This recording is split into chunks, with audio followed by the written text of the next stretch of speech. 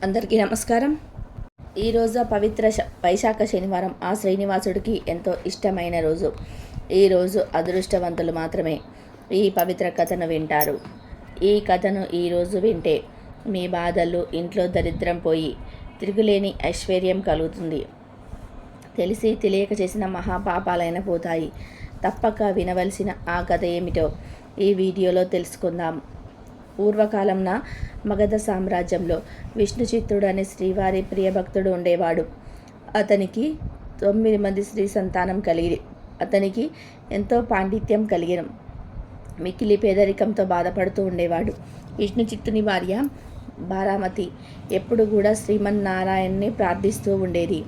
అప్పుడప్పుడు వివాహాది శుభకార్యాలు, పౌరోహిత్య కార్యక్రమంలో దక్షిణగా వచ్చే కొద్ది సొమ్ముతో ఎంతో కష్టాలు పడుతూ కాపురం సాగిస్తున్నారు ఆ దంపతులు.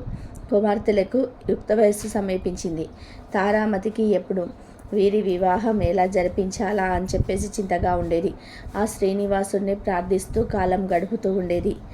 ఆశ్రిత జనరక్షకుడైన శ్రీ వెంకటేశ్వర స్వామి వారికి తన భక్తులంటే అపారమైన ప్రేమ ఉంటుందని మనందరికీ తెలిసిందే కదా. ఆనాడు మాఘ పౌర్ణమి ఉదయాన్నే ఒక వృద్ధ బ్రాహ్మణుడు విష్ణుచిత్తుడి తలుపు తట్టాడు. విష్ణుచిత్తుడితో ఇలా అన్నాడు: అయ్యా, నేను వంగదేశపు వాసిని. ఒక యజ్ఞం నిమిత్తం వెళ్తూ దారి మధ్యలో ఈ దేశం వచ్చాను. దయచేసి ఈ ఒక్క రోజు మీ ఇంట్లో ఉంచినచో తిరిగి రేపు ఉదయాన్నే వెళ్ళిపోగలను అని విష్ణుచిత్తుడిని అర్చించాడు. అందుకు విష్ణుచిత్తుడు ఇలా అన్నాడు: స్వామి, అంతకు మించిన అదృష్టం మాకేమున్నది? ఇది సాక్షాత్తు శ్రీమన్నారాయణుడితో సమానమని మన పురాణాలు ఘోషిస్తున్నాయి కదా. తమరు ఎటువంటి సంకోచం లేకుండా మా ఇంట్లో తప్పక ఉండవలసిందే అని ఆ ముసలి బ్రాహ్మణుడు లోనికి తీసుకెళ్ళి సపర్యలు గావించాడు. ఆ రోజు మధ్యాహ్నం భోజనానంతరం ఆ వృద్ధ బ్రాహ్మణుడు తారామతితో ఇలా అన్నాడు: ఎందుకు తల్లి అంత దిగాలుగా ఉన్నావు? ఏమిటి నీ బాధ? ఏమీ సంకోచం లేకుండా చెప్పు అన్నాడు. అప్పుడు తారామతి ఇలా అంటుంది: స్వామి, తమరు మహా తపస్సంపన్నులు. తేజస్సుతో సాక్షాత్తు ఆ వైకుంఠ వాసుని మాదిరిగా ఉన్నారు. మీ వద్ద దాచేదేమున్నది? నా మనోవేదంతా నా పుత్రికల వివాహం గురించియే అని అతని దగ్గర విన్నవించుకున్నది. అంతటా ఆ విప్రోత్తముడు చిరునవ్వు నవ్వి, తల్లి, నీ బాధను నేను గ్రహించాను. నీ కష్టాలన్నీ కూడా తొలగిపోయి కుమార్తెలకు శుభప్రదంగా వివాహం కావాలి అంటే ఒక అద్భుత వ్రతం ఉన్నది. అది చెప్తాను వినండి. ఈ వ్రతము ఆచరించిన మీ కష్టాలన్నీ పటాపంచలవుగాగలవు. ఆ వ్రతమే శ్రీ వెంకటేశ్వర వ్రతం. ఈ వ్రతము మిక్కిలి సులభతరము అని చెప్పి ఆ వ్రత విధానమంతా కూడా ఆ దంపతులకు వివరించాడు. అంతటా విష్ణుచిత్తుడు ఇలా అన్నాడు: స్వామి, మహా సంతోషం. ఇంతకు మించిన మహాభాగ్యం ఏముంటుంది? ఎన్నో రోజులు ఎందుకు, శుభస్య శీఘ్రం అన్నాడు కదా మన పెద్దలు. ఈరోజు మాఘ పౌర్ణమి, ఎంతో శుభదినం. ఈరోజే తమరు సెలవిచ్చిన శ్రీ వెంకటేశ్వర వ్రతమును ఆచరించదము అని విష్ణుచిత్తుడు, తారామతి దంపతులిద్దరూ తమ కుమార్తెలందరితో కలిసి ఆ రోజు సాయంకాలమే బంధువులను పిలుచుకొని శ్రీ వెంకటేశ్వర వ్రతమును అత్యంత భక్తి శ్రద్ధలతో ఆచరించారు.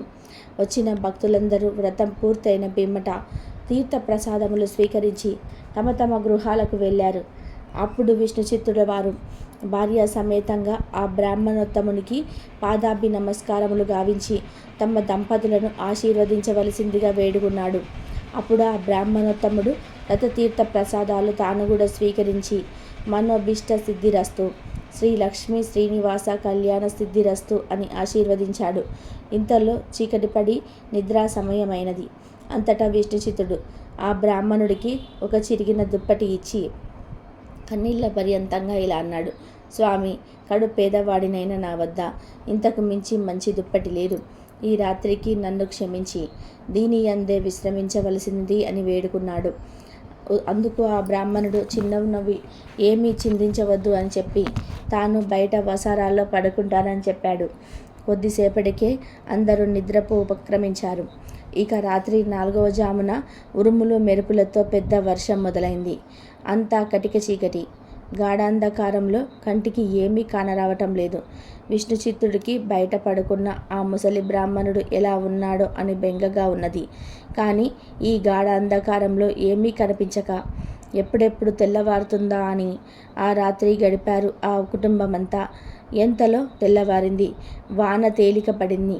బయట బ్రాహ్మణుడు ఏమయ్యాడో, ఎంత బాధపడ్డాడో అనుకుంటూ బయటకు వచ్చిన ఆ దంపతులకు ఒక అద్భుత దృశ్యం కనిపించింది. అక్కడ విప్రోత్తముడు లేడు. చిరిగిన దుప్పటి స్థానంలో పట్టు పీతాంబరం ఉన్నది. ఆ పీతాంబరంపై శ్రీ వెంకటేశ్వర స్వామివారి విగ్రహం చిరునవ్వుతో కనిపించింది. జరిగిందంతా కూడా ఆ దంపతులకు అర్థమైంది. వారి ఆనందానికి అవధులు లేవు. వచ్చింది సాక్షాత్తు ఆ శ్రీమన్నారాయణుడే. ఆహా, ఏమి మన భాగ్యము! కానీ ఆ స్వామివారిని గ్రహించలేకపోతిమే. చివరికి చిరిగిన దుప్పటి ఇచ్చిన ఆమె అని తలుస్తూ శ్రీ స్వామివారి విగ్రహాన్ని కళ్ళకద్దుకొని ఇంట్లోకి వచ్చారు. అలా ఇంట్లోకి రాగానే ఇల్లంతా స్వర్గమయంగా కనిపించింది. అంతా ధనరాశులే. ఆహా, శ్రీ వెంకటేశ్వర స్వామి వారి రథకల్ప మహత్యం వల్ల ఇదంతా జరిగింది అని ఆ స్వామిని అనేక విధాలుగా స్తుతించారు. చూసారా, సాక్షాత్తు శ్రీ స్వామివారే ఆ భక్తుని ఇంటికి అతిథి రూపంలో వచ్చి వ్రత విధానం చెప్పడమే కాకుండా తీర్థప్రసాదాలు కూడా తానే స్వయంగా స్వీకరించాడు. శ్రీ స్వామివారి అంతటి కరుణామయుడు. ఎవరైతే భక్తి శ్రద్ధలతో ఈ వ్రతం ఆచరిస్తారో వారింటికి తానే స్వయంగా ఏదో ఒక రూపంలో తప్పక వస్తాడు. ఈ వ్రతాన్ని ఆచరించారు కాబట్టి తన పిల్లలకి పెద్ద పెద్ద సంబంధాలతో వివాహం జరిపించాడు. వారు గొప్పగా బ్రతికారు. మీరందరూ కూడా ఈ వ్రతాన్ని ఆచరించి స్వామివారి కరుణా కటాక్షాలు పొందండి. అదృష్టం ఉన్నవారు మాత్రమే ఈరోజు ఈ కథలను వింటారు. ఈరోజు ఎవరైతే ఈ కథను వింటారో ఇక మీ ఇంట్లో అన్ని శుభాలే. ఈరోజు ఎవరైతే 7 శనివారాల వ్రత కథను వింటారో వారికి తిరుగులేని ఐశ్వర్యం కలుగుతుంది. తెలిసి తెలియక చేసిన మహాపాపాలైన పోతాయి. ఈ కథను ఈరోజు అదృష్టవంతులు మాత్రమే వింటారు. ఈ కథను ఎవరైతే శనివారం రోజు వింటారో వారికి శని బాధలు పీడలు మొత్తం తొలగి శనిదేవుడు కరుణించి వరాలు కురిపిస్తాడు. మరి ఈరోజు తప్పక వినవలసిన 7 శనివారాల వ్రత కథను విందాం. 7 శనివారాల వ్రతం గురించి పూర్వం సూతుడు సౌనకాది మహామునులకు ఇలా చెప్పడం ప్రారంభించాడు. వినండి మహర్షులారా. ఒకసారి శనేశ్వరుడికి మానవులెవరూ తనని భక్తితో సేవించటం లేదని, భయంతో మాత్రమే పూజిస్తున్నారని విచారం కలిగింది. అప్పుడు వెంకటేశ్వరుని గురించి తపస్సు చేయక ఆయన సాక్షాత్కరించాడు. ఇక శనేశ్వరుడు వెంకటేశ్వర స్వామితో ఇలా అంటాడు: స్వామి, నా పేరంటే ప్రజలు భయపడుతున్నారు. ఆ భయం పోవడానికి ఇక నుండి నాకు ప్రీతికరమైన శనివారం నాడు నన్ను ధ్యానించి ఆహ్వానించి ఆ పైన నిన్ను పూజించిన వారికి సర్వదేవతలను పూజించిన ఫలం ఆ ఒక్క రోజులోనే రావాలి అని కోరుకున్నాడు. అందుకు స్వామి చిరునవ్వు నవ్వి, నీ కోరిక సమంజసంగానే ఉంది. అసలు నీకు నాకు భేదం ఏముంది? 6 వారాలు దాటాక 7వ వారం అంటేనే ఇష్టపడతావు. నేను 6 కొండలు దాటాక 7వ కొండ అంటాను. నువ్వు నీలవర్ణుడివి, నేను నీలంగానే ఉంటాను. నువ్వు సప్తమ గ్రహానివి, నేను సప్తగిరీశుడను. సామాన్య మానవులకు ఈ విశేష విషయాలు తెలియక నువ్వంటే భయపడుతున్నారు. నిన్ను నన్ను వేరుగా చూస్తున్నారు. నువ్వు కోరిన వరాన్ని అనుగ్రహిస్తున్నాను. ఏ భక్తుడు 7 వారాల పాటు నిన్ను ముందు పూజించి ఆ తర్వాత నన్ను పూజిస్తూ సప్త శనివారాల మహావ్రతంగా ఆచరిస్తారో వారు సమస్త శని దోషాల నుండి వారు విముక్తులై సౌభాగ్యాలను పొందుతారు. ఆయుధారోగ్యాది సౌకర్య శ్రేయస్సులను పొందుతారు. ఇందులో ఎటువంటి సందేహం లేదని వరం ఇచ్చాడు. ఇక సౌనకాది మహామునులంతా కూడా సూతుడు చెప్పింది విని చాలా ఆనందించారు. ఇక సూతుడితో ఇలా అంటున్నాడు: సూత, ఈ సప్త శనివార వ్రతం ఆచరించి శ్రీనివాసుడు అనుగ్రహం పొందిన వారు ఎవరైనా ఉంటే వారి కథను వినిపించవలసిందని అని అతన్ని అడిగారు. అప్పుడు సూతుడు ఇలా చెప్పడం ప్రారంభించాడు. పూర్వకాలంలో కాంచీపురంలో దేవదత్తుడు అనే ఒక బ్రాహ్మణుడు ఉండేవాడు. అతడు వేదాంగ పారంగతుడు. అతని భార్య మాలిని. వారిద్దరూ అతిథిని ఆహ్వానిస్తూ గృహస్థ ధర్మాన్ని పాటిస్తూ ఉండేవారు. వారికి శ్రీ వెంకటేశ్వర స్వామి వారు ఇలవేల్పు. ఒకనాడు వాళ్ళ ఇంటికి కాశీ యాత్ర చేసి వచ్చిన ఒక బ్రాహ్మణోత్తముడు వచ్చాడు. ఆ దేవతా దంపతులకు ఆయన సాక్షాత్తు శ్రీ వెంకటేశ్వర స్వామిగా భావించి అతిథి మర్యాదలు చేశాడు. భోజన అనంతరం ఆ బ్రాహ్మణుడు వారి జాతకాలను పరిశీలించి చూసి జాతకం ప్రకారంగా దేవదత్తుడికి శనిదోషం వలన అపమృత్యువు కలిగే సూచనలు కనిపిస్తున్నాయని, ఆ అపమృత్యు దోష పరిహారం కోసం సప్త శనివార వ్రతం చేసి అటు శనీశ్వరుడిని ఇటు శ్రీ వెంకటేశ్వర స్వామిని భక్తిగా ఆరాధించవలసిందిగా చెప్పాడు. చూడు తల్లి, నీవు శ్రద్ధ వహించి నీ భర్తను కూడా సప్త శనివార వ్రతం చేయడానికి ప్రోత్సహించి నీ సౌభాగ్యాన్ని నిలుపుకోవాలి సుమా అని చెప్పి హెచ్చరించాడు. ఇక సప్త శనివార వ్రత విధాన్ని బోధించాడు. దేవదత్తుడు ఆ శనివారం బ్రహ్మ ముహూర్తాన లేచి స్నానాలు చేసి ఇంటిలో ఈశాన్య భాగాన పూజాపీఠం పెట్టి వెంకటేశ్వర స్వామి చిత్రపటం పెట్టి నైవేద్యానికి కొబ్బరికాయలు, అట్టిపళ్ళు, నల్ల ద్రాక్ష పళ్ళు, 7 చిమ్మిలి ఉండలు సిద్ధం చేసుకొని ఉదయం పూజ చేసి ఒక బ్రాహ్మణుని పిలిచి ఆయనకు భోజనం పెట్టి ఆ పైన వారు కూడా భుజించి మొదటి రోజు వ్రతం యథావిధిగా నిర్వర్తించాడు. ఆ విధంగా వరుసగా వారు 7 శనివారాల పాటు వ్రతాన్ని భక్తి శ్రద్ధలతో కొనసాగించారు. ఇక 7వ శనివారం వ్రత పరిసమాప్తం చేసి భోజనం చేసి కొంతసేపు శ్రీ వెంకటేశ్వర స్వామి మహిమలు స్మరించుకుంటూ వచ్చారు. ఆ దంపతుల భక్తి శ్రద్ధలకు, పూజా విశేషాలకు ప్రసన్నుడై శ్రీ వెంకటేశ్వర స్వామి మాలినీదేవికి స్వప్నంలో సాక్షాత్కరించి, ఓ పరమసాధ్వి, నీ దంపతులిద్దరూ శ్రద్ధాభక్తులతో చేసిన సప్త శనివార వ్రతానికి నాకు చాలా సంతృప్తి కలిగింది. ఆ వ్రత ప్రభావం వలన నీ భర్తకు శని దోషం, అపమృత్యు భయం కూడా తొలగిపోయాయి. అతనికి రాబోయే జన్మలోని ఆయుర్దాయాన్ని ఈ జన్మలోకి తీసుకువచ్చి అతన్ని పూర్ణాయుర్దాయం కలిగేవాడిగా చేశాను. మీరిద్దరూ సుఖ సంతోషాలతో ఆనందంగా 100 ఏళ్ళు జీవించి ధర్మార్థ కామ మోక్షాదులను 4 పురుషార్థాలు సాధించుకుంటూ మీ మానవ జన్మను సార్థకం చేసుకోండి అని దీవించి అదృశ్యమయ్యాడు. వెంటనే ఆమె లేచి భర్తను లేవి తన స్వప్న వృత్తాంతాన్ని వివరించింది. ఆయన కూడా సంతోషించాడు. ఒక శుభముహూర్తాన ఆ దంపతులిద్దరూ శ్రీ వెంకటేశ్వర స్వామి దర్శనార్థమై తిరుపతి కొండకు వెళ్ళి మొక్కులు తీర్చుకొని ఆ స్వామిని మనసారా స్తుతించి ప్రసాదం స్వీకరించి తిరిగి వచ్చారు. ఇంటికి వచ్చాక బ్రాహ్మణులను పిలిచి అన్న సంతర్పణ చేసి బ్రాహ్మణ ఆశీర్వాదాలు పొందారు. జీవితాంతం వరకు యథాశక్తిగా శ్రీ వెంకటేశ్వర స్వామి సేవ చేస్తూ చివరికి శ్రీ స్వామివారిని సాహిత్యం పొందారు. కలౌ శ్రీ వెంకటనాయక అని పెద్దల సూక్తి. కలియుగంలో శ్రీ వెంకటేశ్వర స్వామిని మించిన ఆరాధ్య దైవం లేడు. ఈ సప్త శనివార వ్రతంతో ఆయన ఆరాధించిన వారికి శని దోషాలు తప్పి శ్రీ స్వామివారి అనుగ్రహం లభిస్తుందని సూతుడు సౌనకాది మహామునులకు వివరించాడు. శ్రీ స్వామివారికి మిక్కిలి ఇష్టమైన శ్రీ శనివార వ్రతం చేసిన వారికి ఉన్న కష్టములు తీరును, గ్రహ బాధలు పోవును, సంపదలు భోగాలు కలుగును, వారికి వారి కుటుంబానికి సకల శుభాలు కలుగును. శనివార వ్రతం ఆచరించిన వారికి అసాధ్యం అనేది ఉండదు. ఈ కలియుగంలో శనివార వ్రతం మానవులకి కల్పవృక్షం వంటిది. శనివార వ్రతం చేసి స్వామివారికి అర్చించి పూజింది ఈ కథలు చదువుకున్న వారికి. కావున మనమందరం యథాశక్తిగా శనివార వ్రతం ఆచరించి శ్రీ వెంకటేశ్వర స్వామి వారికి అనుగ్రహాన్ని పొందుగాక.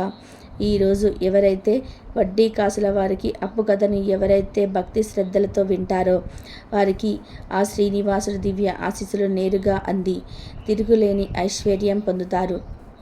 తెలిసి తెలియక చేసిన మహాపాపాలన్నీ పోతాయి. కోటి జన్మల మహాపుణ్యం కలుగుతుంది. మరి ఈరోజు ఏ కథను వింటే మన ఇంట్లో సకల శుభాలు కలుగుతాయో ఈ వీడియోలో తెలుసుకుందాం. కలియుగ ప్రత్యక్ష దైవం శ్రీనివాసుడు పెళ్లికి వేలయింది. వలచి వలపించిన రమణ్ణి చేపట్టేందుకు ఆ రమణుడికి ఎన్ని కష్టాలు వచ్చాయో వర్ణించడం తగదు కాదు. శ్రీహరి లక్ష్మి ఉన్నంత వరకు శ్రీమంతుడే. కానీ ఓవైపు లక్ష్మీదేవి స్వామిని వీడి వెళ్ళిపోయింది. శ్రీనివాసుడు చెయ్యి ఖాళీగా ఉంది. లక్ష్మీదేవి లేని దగ్గర ఎక్కడిది, రొక్కం ఎక్కడిది?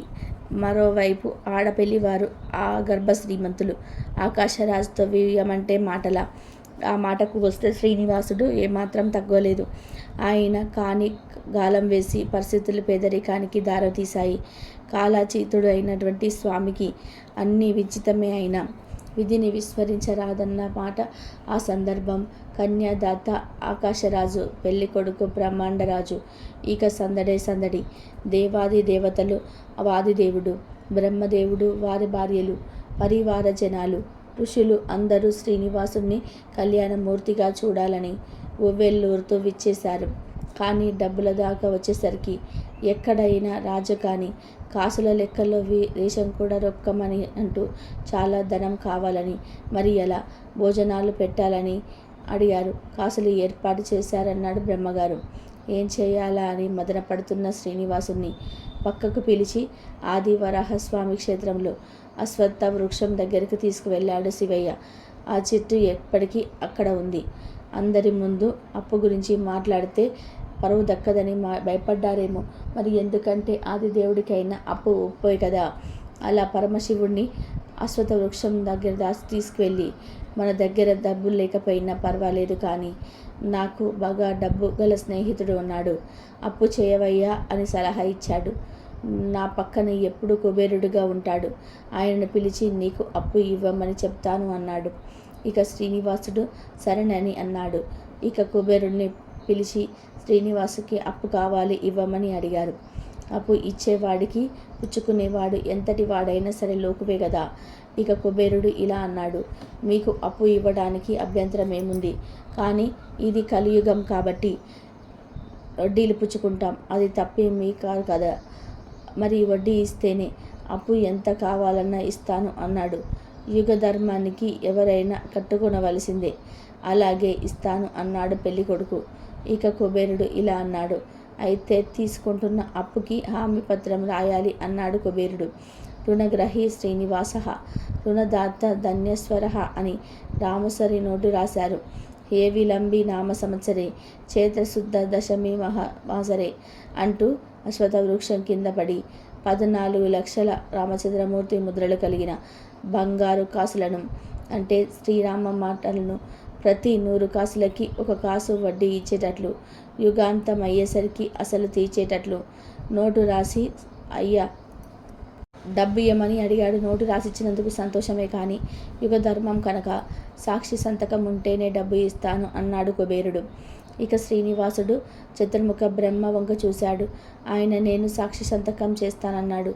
ఒక సాక్షి, ఒక కొడుకు ఉన్నా ఉండకపోయినా ఒకటే, ఏమీ అనుకోకుండా ఇంకొక సాక్షి సంతకం కావాలి అన్నాడు కుబేరుడు. ఇక శ్రీ వెంకటేశ్వర స్వామికి నమ్మకమైన స్నేహితుడైన పరమశివుడు వంక చూస్తే తాను చేస్తాను అన్నాడు. ఇక కుబేరుడు ఇలా అన్నాడు, మీరు పెడితే ఇంకా మాకు సంతోషం, తప్పకుండా ఇచ్చేస్తామన్నాడు కుబేరుడు. ఇక పరమశివుడు సాక్షి సంతకం చేశాడు. అప్పుడు మెల్లగా కుబేరుడు, ముగ్గురు సంతకం పెడితే ఎంత బాగుండో అని బలంగా అన్నాడు. అప్పిచ్చేవాడు ఎంత నాటకీయంగా ఆనందంగా మాట్లాడాడో చూడండి. 3వ వాడు ఎవరా అని తలపైకెక్కి చూస్తే అశ్వత్థ వృక్షం కనబడింది. దానికన్నా ధర్మమూర్తి ఇంకెవరు ఉండరు, నేను చేస్తాను మహాప్రభు అని ఆ వృక్షం కూడా సంతకం చేసింది. ముగ్గురు సాక్షులు సంతకాలు చేశాగే అప్పిచ్చాడు కుబేరుడు. అప్పు ఎలా తీరుస్తాడో కూడా శ్రీనివాసుడు మా పత్రంలో చెప్పాడు. భవిష్యత్తులో నా భక్తులు చాలా కానుకలు నా ఉండిలో వేస్తారు, ఆ డబ్బుతో అప్పు తీరుస్తాను అంటాడు. డబ్బు మీ దగ్గరే ఉంచి ఖర్చు చేయమని కుబేరుణ్ణి శ్రీనివాసుడు కోరుతాడు. ఇక పెళ్ళికి అప్పు దొరికింది కదా. అప్పుడు పెళ్ళికి విందు భోజనాలకి కావలసినంత సరుకులు తెప్పించారు. అలా శ్రీనివాసుడికి అప్పిచ్చాడు కుబేరుడు. అప్పు కోసం ఆ శ్రీనివాసుడు అప్పుడే ఇన్ని పాటలు పడ్డాడు. ఇప్పటికీ ఆ పత్రం తిరుమలలో ఉంది. అందుకే ముక్కు పిండైనా సరే మొక్కులు వసూలు చేసుకుంటాడు ఆ వడ్డీ అసలవాడు. ఆ విధానంగా శ్రీనివాసుడి పెళ్ళి రంగరంగ వైభవంగా జరిగింది. ఈ కథను ఈరోజు ఎవరైతే విన్నారో వారు అదృష్టవంతులే. వారి యొక్క జన్మజన్మల పాపాలు మొత్తం కూడా ఈ రోజుతో పోతాయి, సకల శుభాలు కలుగుతాయి. ఇక ఈరోజు తప్పక వినవలసిన మరి ఒక కథ గురించి విందాం. భవిష్యోత్తర పురాణంలోని కథ. కలియుగ ప్రత్యక్ష దేవుడైన శ్రీ వెంకటనాథుడికి అఖిలాండ కోటి బ్రహ్మాండ నాయకి అయిన పద్మావతి దేవిని కన్యాదానమిచ్చిన మహానుభావుడు తొండమండలాధీశుడైన ఆకాశరాజు. తొండమానుడు ఆకాశరాజు సోదరుడు, అమిత శ్రీనివాస భక్తుడు. స్వామి ఆజ్ఞపై తిరుమల భవ్య మందిర నిర్మాణం చేయించిన ధన్యజీవి. బ్రహ్మాది దేవతలు నిత్యం వచ్చి శ్రీ వెంకటపతిని సేవించినది తొండమానుడు కట్టించిన ఆలయంలోనే. తొండమానుడు ఎంతటి భక్తుడంటే నిత్యము స్వామితో సంభాషణలు చేసేవాడు. ఇలా ఉండగా ఒకరోజు ఆకాశవాణి ఇలా పలికింది, ఆహా, ఎంత పుణ్యం చేసుకున్నావయ్యా. శ్రీనివాసుడి ప్రతి కైంకర్యము నీ చేతుల మీదుగా శ్రద్ధాభక్తులతో రంగరంగ వైభవంగా చేస్తున్నావు. రాజా, నీ వంటి విష్ణు భక్తుడు లేడయ్యా అని అన్నది. అంతవరకు స్వామి గురించి తగువేమి ఆలోచించని తొండమానుడు ఆకాశవాణి మాటలు నిజమే కదా, నా వంటి భక్తుడు అరుదు అనుకున్నాడు. ఆహా, అహంకారం అంతా దారుణమైనది. చివరికి మహనీయుడైన తొండమానుని సైతము విడవలేదు. అహంకారము సకల మూఢం. అహంకారము, గర్వం ఎంత కొంచెమైనా అది ఉన్నవారిని నిలువున దహించి వేస్తుంది. కానీ స్వామి సామాన్యుడా, ఒకసారి త్రికరణ శుద్ధిగా శరణు వేడిన పరమశత్రువునైనా సరే దరిచేస్తాడు. అలాంటిది సర్వసుగుణవంతుడు మహాభక్తుడైనటువంటి తొండమానుని పతనం జరగనిస్తాడా? లేదు. వెంటనే తొండమానునికి గుణపాఠం నేర్పాలని నిశ్చయించుకున్నాడు స్వామి. ఒకరోజు తొండమానుడు స్వామితో సంభాషిస్తూ ఇలా అన్నాడు. నా వంటి భక్తుడు ఈ ముల్లోకాలో లేడు. అసలు నేను తప్ప నీకు నిజభక్తుడు ఎవరైనా ఉన్నారా దేవాదిదేవ అని ప్రశ్నించాడు.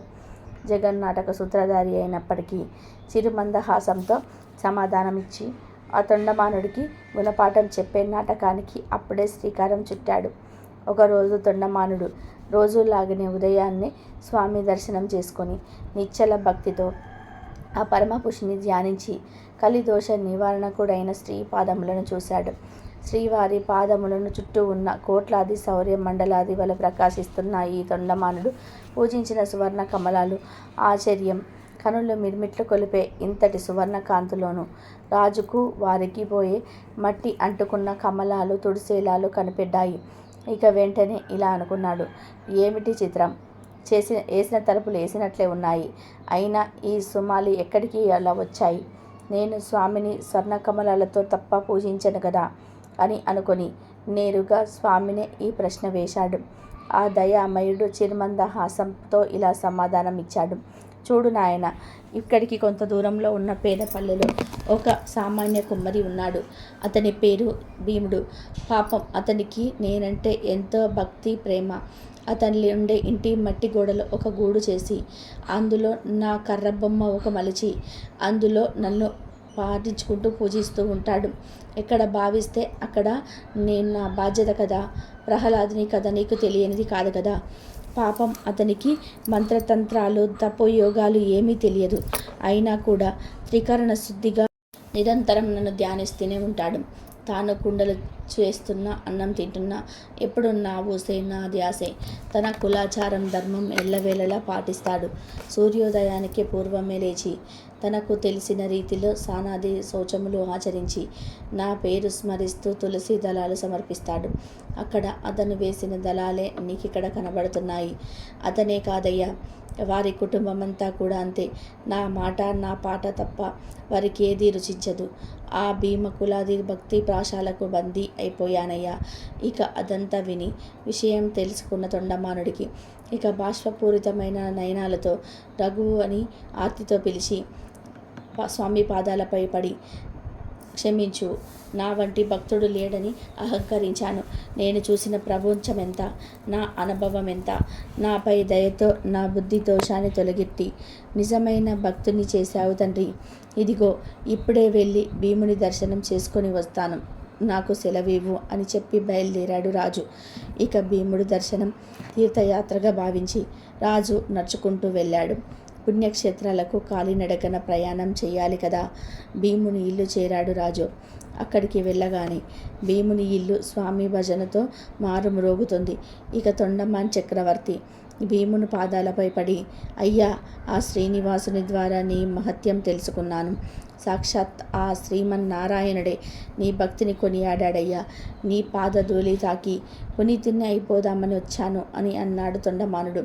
ఇక భీముడు, చక్రవర్తి ఏమిటి, నా పాదాలు తాకడం ఏమిటి అని వెనక్కి జరిగిపోయి చేతులు జోడించి ఇలా అన్నాడు. రాజా, అంత పని చేయవద్దు. స్వామికి దివ్య ఆలయం కట్టించిన మహానుభావుడు నీవు అన్నాడు. ఇంతలో గరుడ వాహనంపై స్వామి లక్ష్మీదేవితో సహా ప్రత్యక్షమయ్యాడు. ఇక భీముని ఆనందానికి అద్దులేవు. ఓ దయామయ్య, నా పూరి గుడిసెకు వచ్చావ, నీ లీలలే లీలలయ్య. మా తప్పులెన్నక దయావర్షం కురిపించి కాలమే గాని స్వామి నీవు నేను హనుమంతుడి వలె వారధి దాటి నిన్ను విప్పించలేను. శబరి వలె భక్తి శ్రద్ధలతోటి నిన్ను ఆకట్టుకోలేను. జనకుని వలె సీతను ఇవ్వలేను. నారదుని వలె గంధర్వ గానములతో నీ పునగణాలను గుర్తించలేను. చక్రం వలె నీపై నా ప్రాణాలు ఇవ్వలేను. అయినా నిన్ను శరణు వేడిన నన్ను కర్ణించిన కర్ణమూర్తి స్వామి నీవు అని స్తుతించాడు. భీముడిలా తన్మయత్వంతో ఆడిన మాటలను వేదం మంత్రాలు వింటున్నంత ప్రీతిగా విన్నాడు స్వామి.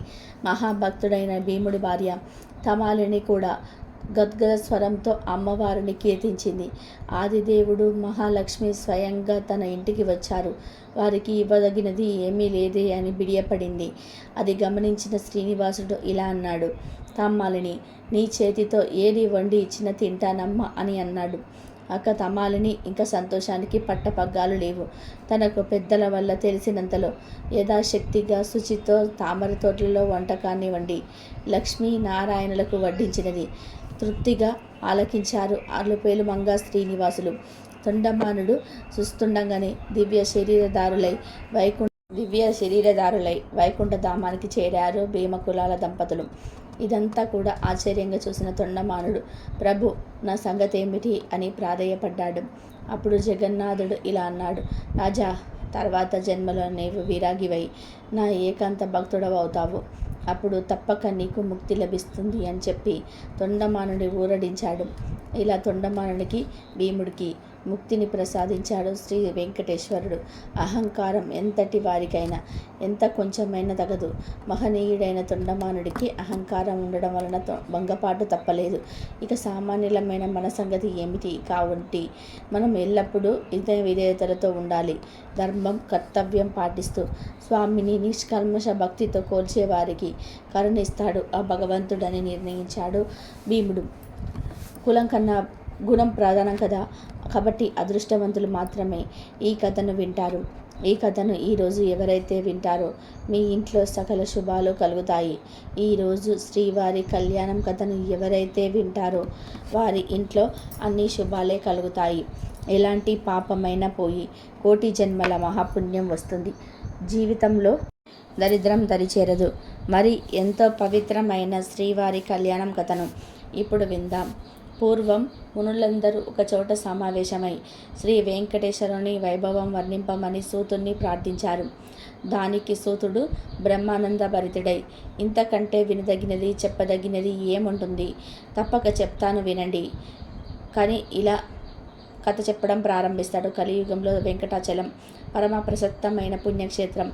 దాని మహిమ వింటే చాలు సకల శుభాలు చేకూరుతాయి.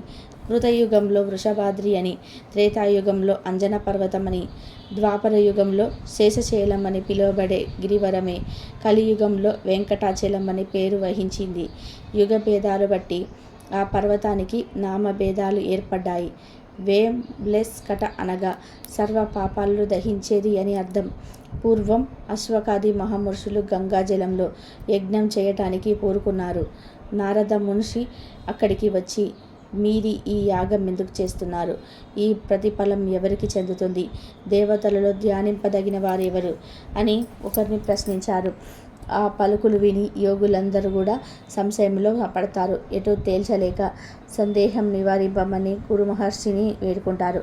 మేల్పులందరినీ పరీక్షిస్తే గాని వారి యోగ్యత నిర్ణయించటానికి వీలు కాదని భృగు మహర్షి మొట్టమొదట బ్రహ్మలోకానికి పయనమై వెళ్తాడు. ఆ సమయంలో చతుర్ముఖుడు సరస్వతి సమయుడై దిక్పాలకులతో ఏదో ముచ్చటిస్తూ ఉంటాడు. వచ్చిన మునీంద్రుడు పట్టించుకోడు. దానితో మహర్షికి బ్రహ్మదేవుడు అపూజ్యుడు అనే భావం కలుగుతుంది. అతను అక్కడి నుండి ఉటావుటిన కైలాసానికి పోతాడు. కైలాసంలోని శివుడు పార్వతీదేవి విహరిస్తూ ఆ ఋషి వంక కన్నెత్తైనా చూడరు. అందువల్ల శంకరుడు కూడా అపూజ్యుడే అని ముని నిర్ణయించుకుంటారు. వెంటనే ఆ చోట నుండి శ్రీ మహావిష్ణువు దగ్గరకు వైకుంఠ నగరానికి వస్తాడు. వైకుంఠంలో శ్రీ మహావిష్ణువు లక్ష్మీదేవితో వినోదిస్తూ శేషశైలను అలంకరించి ఉంటాడు. తన లోకమే తనదిగా ఉన్న మాధవుని చూడగానే మహర్షికి కోపం అద్దుమీరుతుంది. వెంటనే అతను లక్ష్మీపతి వక్షస్థలాన్ని కాలితో తంతాడు. అప్పుడు నారాయణుడు వెంటనే లేచి మునికి నమస్కరించి, ముని పుంగవ, అతి కోమలమైన నీ పాదకమలం కఠినమైన నా వక్షస్థం సోకి ఎంత నొచ్చిందో ఏది చూడనివ్వండి అంటూ ఆయన పాదాలను కడిగి ఆ జలం తన తలపై చల్లుకుంటాడు. అహంకారానికి కారణమైన మూడో నేత్రాన్ని తాను చిదిపి వేస్తాడు. భృగు మహర్షి తాను చేసిన తప్పుకు ఎంతో పశ్చాత్తాపడతాడు. ఇక లక్ష్మీదేవి ఎంతో కోపిస్తుంది. వాసుదేవుని వక్షస్థలం తన నిలయం. మాధవుని వక్షస్థలాన్ని తన కాలితో తన్నినా కూడా ఆ మహర్షిని మాధవుడు ఏమీ అనలేడని శ్రీ మహాలక్ష్మికి ఎంతో కోపం వచ్చింది. ఆమె క్రోధావేశంతో నేనిక్కడ ఒక క్షణంకిట్లా ఆగను, నా దారి నాది, నీ దారి నీది అంటూ తక్షణమే లేచి అక్కడ నుండి వెళ్ళిపోతుంది. ఇక విష్ణుమూర్తి లక్ష్మీదేవి వియోగం భరించలేకపోతాడు. ఆయన విషాదంతో వైకుంఠం విడిచి సువర్ణముఖి తీరంలో శాంతికి నిలయమైన వెంకటాద్రికి వస్తాడు. అక్కడ ఒక పుట్టలో ప్రవేశిస్తాడు. ఇలా కాలం గడిచిపోతూ ఉంది. అది ద్వాపర యుగాంతం. ఆ కాలంలో చూడరాజ్యాన్ని ధర్మాత్ముడైన ఒక చోళ ప్రభువు ఏలుతుంటాడు. శ్రీనివాసుడి కోసం బ్రహ్మ గోవుగాను రుద్రుడు తోటగాను మారుతాడు. శ్రీ మహాలక్ష్మి గోపాలిక రూపంలో వచ్చి ఆ గోపాల స్థానంను చూలరాజుకి విక్రయించి కోల్హాపురం చేరుతుంది. దండిగా పాలించే ఆ రాణి కడ శ్రద్ధగా చూస్తూ ఉంటుంది. మాయా గోవు ఆ రాజుగారి ఆలమందలో చేరి మేతకై వెంకటాద్రికి వచ్చి అక్కడ శ్రీనివాసుని వెతుకుతుంది. పొంటలో ఆయన పసికడుతుంది. ఆనాటి నుండి అది అనుదినం అక్కడికి వచ్చి క్షీరం వర్షించి శ్రీనివాసుని తృప్తిపరిచేది. తోటి గోవులతో కలిసి మళ్ళీ ఊరు చేరుతూ ఉండేది. కుండ పొదుగులతో మిగిలిన గోవులన్నీ కూడా ఇంటికి పాలు వస్తాయి. ఈ వావు ఒట్టి పొదుగుతో రావడానికి కారణం ఏమిటి? నీవు పాలన్నీ తాగేస్తున్నావా? నిజం చెప్పు అని రాణి పశువుల కాపర్ని నిలదీస్తూ అడుగుతుంది. పాపం గోపాలుడు తనకేమీ తెలియదని అంటాడు. వంగుతున్నాడని ఆయన అతని కఠినంగా శిక్షిస్తున్నాడు. ఈ ఆవు అంత తేల్చుకోవాలని మరునాడు గోపాలుడు ఆలమందలోని వస్తాడు. ఆ గోవులను ఒక కంట కనిపెడుతూ ఉంటాడు. అది మామూలుగా పుట్ట దగ్గరికి పోతుంటే చాటుమాటున ఉండి అంతా గమనిస్తూ ఉంటాడు. పుట్టలోకి పాలు దిగజారుతున్న ఆవును చూడగానే వాడికి ఒళ్ళు బగ్గుమంటుంది. వెంటనే గోడ్డల్ని పైకెత్తి ఆవు తన మీద కొట్టబోతాడు. ఇక కొట్టలో ఉన్న శ్రీనివాసుడు చివ్వున విరవికి వచ్చి ఆ గొడ్డలి వేటుకు తన శిరస్సు అడ్డు పెడతాడు. ఆయన తలకు బలమైన గాయం కలిగి నెత్తురు పైకి చెమ్ముతుంది. ఈ పాపానికి ఫలంగా గొల్లడు అక్కడికక్కడే నేల కూరి మరణిస్తాడు. ఇక శ్రీనివాసుడు పుట్టలో ప్రవేశిస్తాడు. ఇక ఆవు పరుగులు తీస్తూ నారాయణపురం చేరుతుంది. అక్కడ రాజుగారి సమూహంలో పడి దొర్లాడుతూ ఉంది. ఈ వైపరీత్యం ఏమిటో కనిపెట్టమని రాజు చారుని వినియోగిస్తాడు. వాడు ఆ గోవు వెంట వెంకటాద్రికి వెళ్తాడు. పుట్ట వద్ద చచ్చిపడి ఉన్న గొల్లవాడిని పుట్టలో నుంచి పైకి చిమ్ముతున్న రక్తాన్ని చూస్తాడు. ఇక భయభ్రాంతుడై పరిగెత్తి వచ్చి ఉత్తమానం ప్రభువుకు నిర్ణయిస్తాడు. ఇక రాజు సంబరమాచర్యాలకు అప్పటికప్పుడే అక్కడి నుంచి బయలుదేరి పుట్ట దగ్గరికి వస్తాడు. ఇక వాసుదేవుడు పుట్టలో నుంచి బయటకి వచ్చి, రాజా, నీవు దుర్మార్గుడివి, నీ మూలంగా నాకు దుఃఖం కలిగింది కనుక పిశాచం కమ్మని శజిస్తాడు. పిశాచ రూపం పొందిన చోళుడు దీనంగా ఇలా అంటాడు, దేవా, నేను నిరపరాధిని, నన్ను ఇలా ఎందుకు శపించావు అంటాడు. అందుకు శ్రీనివాసుడు ఇలా అంటాడు, నిత్యము నాకు పాలిస్తున్న దేనువు మీద ప్రేమతో నిన్నిలా శంపించి వలసొచ్చింది. నా భక్తులకు బాధ కలిగితే నేను బుద్ధిగా సహించలేను. నీవు కొంతకాలం ఈ రూపంలో ఉండక తప్పదు. తర్వాత ఆకాశరాజుగా జన్మిస్తావు. అంతలో నీకు శాప విమోచనం అవుతుంది. అటుపై నీ పుత్రికను నాకు ఇచ్చి పెళ్లి చేస్తావు. నాకు ఎంతో ఇష్టమైన వాడవవుతావు అని విచారించకు అని అనుగ్రహిస్తాడు. పూర్వకల్పంలోని శ్రీ మహావిష్ణువు శ్వేత వరాహ రూపంలో హిరణ్యాక్షుని సంహరిస్తాడు. శిష్ట రక్షణకై ఆయన వెంకటాద్రిలో నివాసం ఉంటాడు. ఒకనాడు వృషభాసురుని చంపి తిరిగి వస్తూ అక్కడ విచారిస్తున్న శ్రీనివాసుని వరాహస్వామిని చూస్తాడు. అలా చూసి, ఎవరు ఇక్కడ ఎందుకున్నావని ప్రశ్నిస్తాడు. అందుకు శ్రీనివాసుడు తాను వాసుదేవుడనని, లక్ష్మి తనపై అలిగి వెళ్ళిపోయిందని, ఆత్మశాంతి కోసం ఇక్కడికి వల్మీకంలో ఉంటున్నానని, కలియుగాంతం వరకు ఇక్కడే ఉంటానని ఉపనాట పడుతున్నానని, తనకు ఆకాశస్థలం కల్పించమని శ్రీనివాసుడు క్షేత్రప్రభు అయిన వరాహస్వామిని ఖండిస్తాడు. ఇక వరాహస్వామి తనకు తగిన మూల్యం ఇచ్చి తలం కొనుక్కోమని చెప్తాడు. ఆ వద్ద డబ్బు లేదు. నాకు చోటు ఇస్తే భక్తులు నాకంటే ముందు నిన్ను దర్శించేటట్లు నీకే ప్రథమ నైవేద్యం సమర్పించేటట్లు చేస్తానని శ్రీనివాసుడు మాట ఇస్తాడు. అందుకు వరాహస్వామి అంగీకరిస్తాడు.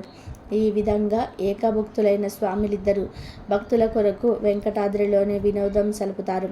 ఆ పైన వరాహస్వామి తనకు సేవ చేస్తున్న వకులాదేవిని శ్రీనివాసుని సేవకు వినియోగిస్తాడు. ఆమె ప్రతిదినము అన్నపానాలు సమకూరుస్తూ అచ్యుతుల్ని కొలుస్తుంది. ఈ వకులాదేవి శ్రీకృష్ణావతారం నాటి యశోదాదేవి.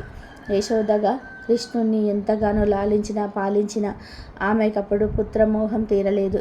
మరికొంతకాలం మాధవుణ్ణి మంగళ రూపాన్ని సేవించాలని ఉబలాట పడుతుంది. తన అభిలాష తెలుపుతుంది. నీ మనోరథం మరో జన్మలో నెరవేరుతుందని శ్రీకృష్ణుడు ఆమెకు వరమిస్తాడు. ఆ వరప్రభావం వలనే యశోద వకులాదేవిగా అవతరించి ఇప్పుడు శ్రీనివాసుడిగా సేవాభాగ్యం నోచుకుంది. ఇంతలోనే కలియుగం వస్తుంది. శాపగ్రస్తుడైన చోళవిభుడు ఆకాశరాజుగా ఆవిర్భవించి నారాయణపురానికి నారదుడవుతాడు. అతడికి తొండమానుడైన ఒక సోదరుడు కూడా ఉంటాడు. ఆకాశరాజుకు బహుకాలం సంతానం లేదు. అందుకోసం ఆయన యజ్ఞం సంకల్పించి స్థలాన్ని దున్నుతూ ఉండగా సహస్రదళ పద్మం ఒకటి అక్కడ ప్రత్యక్షమవుతుంది. అందులో ఒక స్త్రీ శిశువు కనిపిస్తుంది. రాజు ఆ వింత శిశువును ఆశ్చర్యంతో చూస్తూ ఉండగా ఆకాశవాణి ఇలా పలుకుతుంది. రాజా, ఈమెను నీ కుమార్తెగా స్వీకరించి పెంచి పోషించు. ఈ బిడ్డ వల్ల నీకు అపారమైన కీర్తి లభిస్తుంది అంటుంది.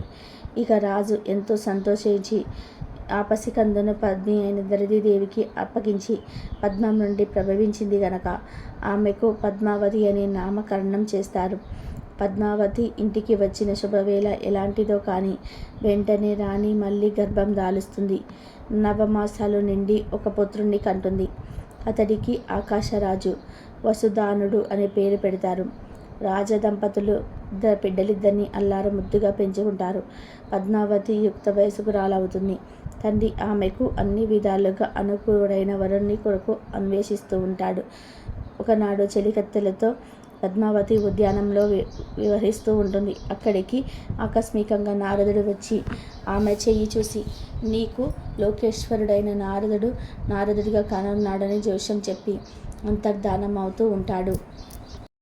ఆ రోజే శ్రీనివాసుడు గుర్రం ఎక్కి కిరాత వేషంతో వెంకటాద్రి నుండి వేటకు బయలుదేరుతాడు. ఒక మదపుటి ఏనుగును తరుముకుంటూ వస్తాడు. అలా వచ్చి పద్మావతి తన సగులతో విహరిస్తున్న ప్రమద వగ్గనంలోకి ప్రవేశిస్తాడు. పద్మావతి శ్రీనివాసుడు పరస్పరం చూసుకుంటారు. వెంటనే చెలికత్తెలు ఇలా అంటారు. అయ్యా, నీవెవరు? ఇక్కడికి ఎందుకు వచ్చావు? ఇది పురుషులు రాకూడని ప్రదేశం. సప్తరం వెళ్ళు అని హెచ్చరిస్తారు. దానికి శ్రీనివాసుడు ఇలా అంటాడు. నేను మీ రాజపుత్రిక కొరకు వచ్చాను. నాకు ఆమెతో పని ఉంది అంటాడు శ్రీనివాసుడు. దానికి చెలికత్తెలు, ఏమిటా పని? అసలు నీవెవరు? నీ పేరేమిటి? ఊరేమిటి? కులగోత్రాలేమిటి? నీ తల్లిదండ్రులు ఎవరు అని వారు గద్దిస్తారు. అప్పుడు శ్రీనివాసుడు, చెప్పి తిని కదా, మీ రాజకుమార్తె కోసం వచ్చానని. నేను ఆమెతోనే మాట్లాడాలి అని అంటాడు. ఇక శ్రీనివాసుడు పద్మావతిని చూసి, మాది చంద్రవంశం. నన్ను కృష్ణుడు అంటారు. నా జనని జనకులు దేవకీ వసుదేవులు. మరి మీ కులగోత్రాలు ఏమిటో వినవచ్చా అంటాడు. అందుకు పద్మావతి ఇలా అంటుంది. నేను ఆకాశ రాజపుత్రిని. నా పేరు పద్మావతి. వివరాలు చాలునా? ఇక మీరు దయచేయవచ్చు అంటుంది. ఇక చెలికత్తెలు కిలకిల నవ్వుతారు. అంతటా శ్రీనివాసుడు ఇలా అంటాడు. పద్మ, ఆ మాటలే కావస్త మెల్లగా మృదువుగా రానివ్వరాదా? నిన్ను చూడగానే నా మనస్సు ఏవేవో అవుతున్నది. నాతో ఇంత నిష్ఠూరంగా పలకదగునా? నేను నీ వాడనే కదా, నన్ను పతిగా స్వీకరించు అంటాడు. ఇక రాకుమారికి కోపంతో కనులు ఎరుపెక్కుతాయి. నన్ను అనరాని మాటలు అంటున్నావు. మా జనకుడు చూస్తే నేను ప్రాణాలతో విడిచిపెట్టడు. బ్రతుకు మీద ఆశ ఉంటే ఇక్కడి నుండి వెళ్ళిపో అని హెచ్చరిస్తుంది. ఇక శ్రీనివాసుడు ఇలా అంటాడు. నీ తండ్రి నన్ను శిక్షించడానికి ఇక్కడ నేను చేసిన నేరమేంటి? నీవు కన్యవు, నేను వరించడం తప్ప అని శ్రీనివాసుడు ఆమెను సమీపిస్తాడు. ఇక పద్మావతి ఎంతో కోపంతో అక్కడ నుండి రివ్వున కనువేలుతుంది. ఇక శ్రీనివాసుడు నిజ నివాసానికి మరలి వచ్చి చింతతో ఉంటాడు.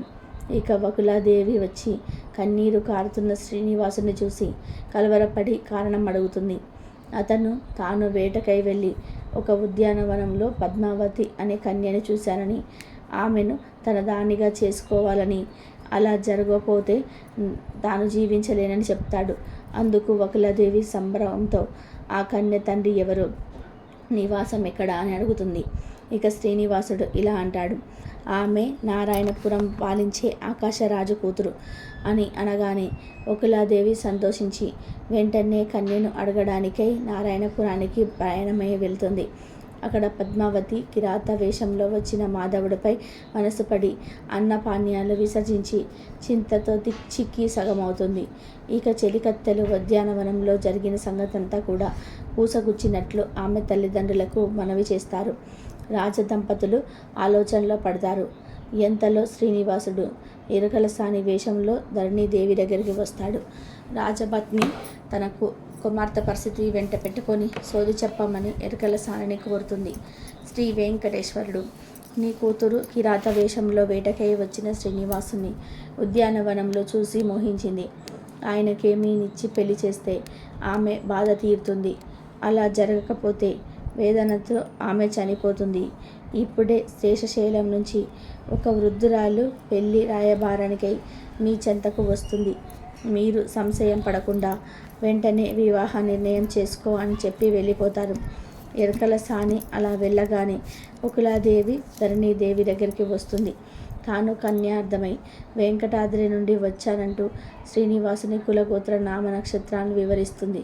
రాజదంపతులు తమకు కూతురికి తగిన వరుడే లభించినందుకు ఆనందభరితులై బృహస్పతితో సమానాసించి వైశాఖ శుద్ధ దశమి శుక్రవారం శ్రీనివాసుడికి పద్మావతికి పరిణయం చేయడానికి లగ్నం పెట్టి శుక్రుని ద్వారా శుభలేఖ తిరునకు పంపుతారు.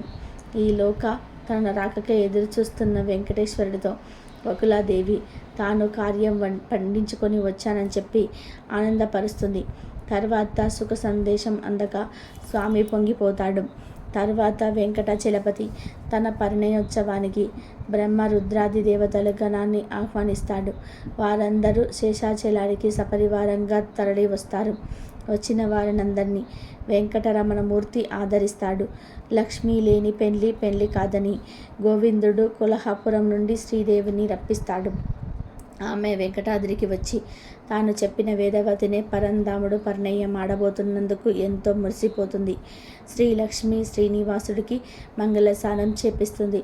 పార్వతీ సరస్వతి సావిత్రి మున్నగు సువాసులందరూ శేషగిరివాసుని సర్వాలంకార శోభితుడిగా చేస్తారు. వశిష్ఠాది మహామునులు పుణ్యాల కార్యక్రమాలు వహిస్తారు. శ్రీనివాసుడు ఇక తన కళ్యాణానికి కుబేరుడిగా వద్ద 14 లక్షల రామముద్రికలు అప్పుగా తీసుకుంటాడు. వడ్డీ చెల్లిస్తూ కలియుగాంతాన ఆశలు తీరుస్తానంటాడు. ఈ పైకంతో శ్రీనివాసుడు 3,000,000 దేవతలకు అశేష ఋషిగణాలకు కృష్ణాన్న సంతర్పణ చేస్తారు. ఆ మరునాడు స్వామి సపరివారంగా నారాయణపురానికి బయలుదేరతాడు. ఆకాశరాజు తన సోదరుడైన పొండమానుని ఎదురగి గంధమానాద్యాలతో పూజించి వాసుదేవుడికి వస్త్రాపహరణాలు సమర్పిస్తాడు.